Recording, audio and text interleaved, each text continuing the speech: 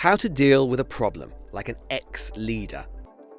The power centres of Britain are straining or breaking. The parties which looked hegemonic in either Holyrood or Westminster only months ago are fracturing or imploding. And at the centre of these problems for Sunak and Scotland's First Minister, Humza Yousaf, a central question: how to escape your suddenly problematic predecessors' much bigger, much longer shadow.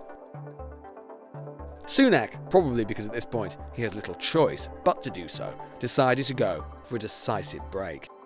Look, Boris Johnson asked me to do something that I wasn't prepared to do because I didn't think it was right. That was to either overrule the HOLAC committee or to make promises with people. Now, I wasn't prepared to do that. As I said, I didn't think it was right. And if people don't like that, then tough. The contrast north and south of the border was significant. Faced with the astounding news of Nicola Sturgeon's arrest as part of the ongoing police investigation into an SNP finance scandal, Yousaf, under pressure from some in his party to suspend her, refused to cast his former mentor into the cold. People are released without charge. There's no reason to suspend them. I've made that clear. It's the way I've treated other parliamentarians, for example, and that's the way I'll continue. I know why the opposition got rid of Nicola Sturgeon out of here, because of course she's thrashed them in every single election, so hardly surprised at that. Sturgeon was arrested without charge, but as long as this investigation is ongoing, it won't go away. So why won't Yousaf do as Sunak has done and put some distance between himself and his predecessor? Well, some of it is, I think, genuinely about what they've been saying, the top of the SNP.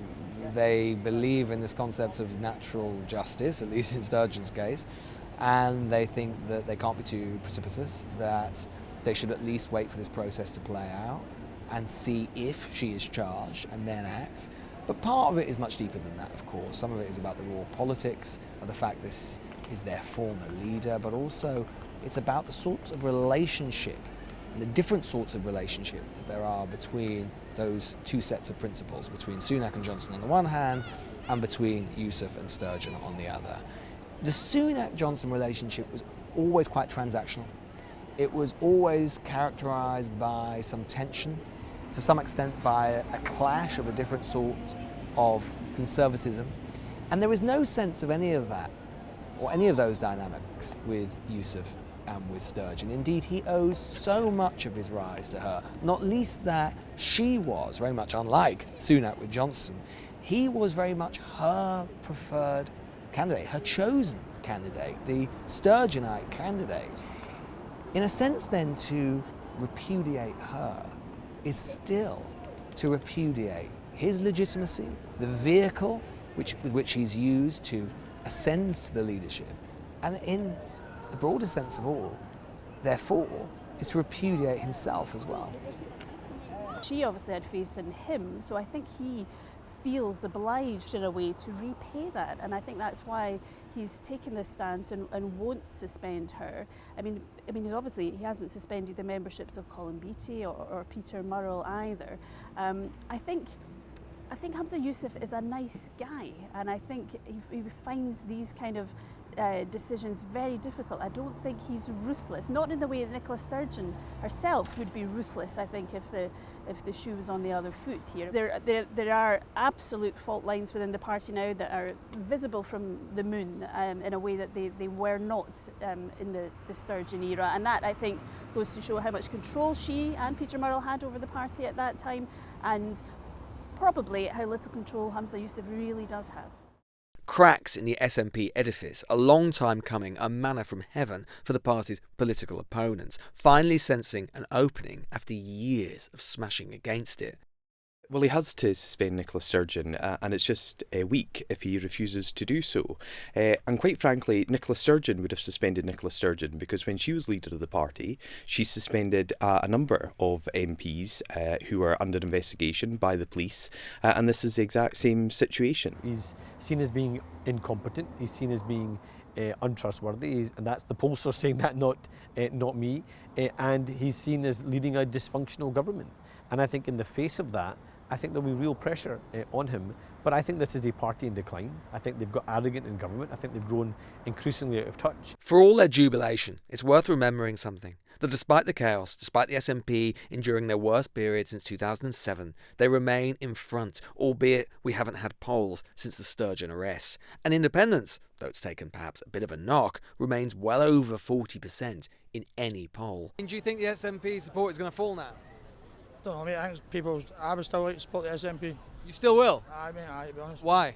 Because it's the Scottish Party, mate. Do you think that fewer people are going to support independence now because of this? You think they will? I think so, just due to the fact that if your leaders are going to be telling you porky pies behind the scenes, then who wants to support a liar? Do you think it's going to damage the SNP? No, I don't think so. You don't think so? No. Well, it might make a dent in the SNP, but it won't damage independence. Why? Independence is bigger than any political party. Any political party. So these things are obviously never scientific, but it is interesting how people talk about independence. And actually, I think people in Westminster and sort of more casual observers of Scottish politics might have a bit of a surprise coming. Because obviously, these stories are terrible for the SNP, and they've already taken a knock in the polls. And it could well be that at some point, I think Scottish Labour make a recovery, and certainly the SNP lose their sort of hegemonic grip that they've enjoyed for so long.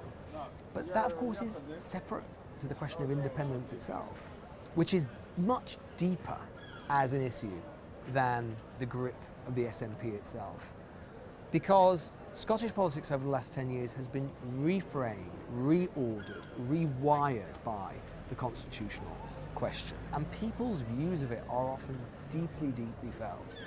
And so, in a way, it would be surprising even if quite serious scandals or stories about the SNP were to shake that many people's views of it. It might put off more moderate voters, it might defer and delay the question of independence arising again in the near or even medium term. But long term, those fissures are real, they're deep, and the independence question isn't going anywhere. So independence is bigger than Sturgeon. The question is whether that remains true of the SNP. One of the dangers for both the Tories and the Scottish National Party in having such titanic figures is that they can sink with them, not least because they attract such devotion and ire equally from within because of their strength. They're so dominant, they come to become all of, or nearly all of, the objective they and their fellow travellers want. Brexit for Johnson, independence for Sturgeon. As such, when people move against them, there will always be some who perceive it as a move against the cause itself. That's a view shared by many of her supporters within the party. The issues of people being suspended before were about internal party matters where you could see that the behaviour was causing the party harm. There is nothing that Nicola has done that we know of that's caused the party any harm.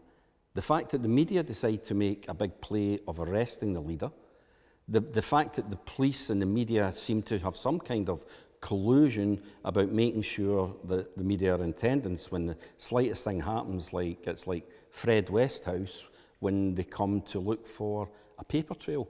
I don't think that at a time like that members of our party should be siding with those that look as if they want to do Nicola harm and not support. You don't think that the former leader being arrested, the former party's chief executive, who happens to be that person's husband, being arrested, the former treasurer being arrested, is causing the SNP harm? Of course it's causing them harm, but what I'm saying is, where does the information, where does the evidence come that leads us to a point that those three should be arrested in the first place?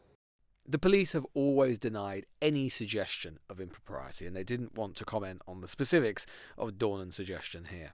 There's another difference too. We shouldn't forget that Johnson actually has been given almost exactly all he wants by Sunak, nearly all of the peerages and honours he asked for. Sunak has just come to the conclusion that Johnson was always going to create havoc, come what may, that he would always be a source of instability. That isn't the case with Sturgeon. Brexit is also achieved. Independence, with which Sturgeon remains synonymous, is not. One thing is for sure. In London, in Edinburgh, these tales have much further to run. The Newsagents. This is a Global Player original podcast.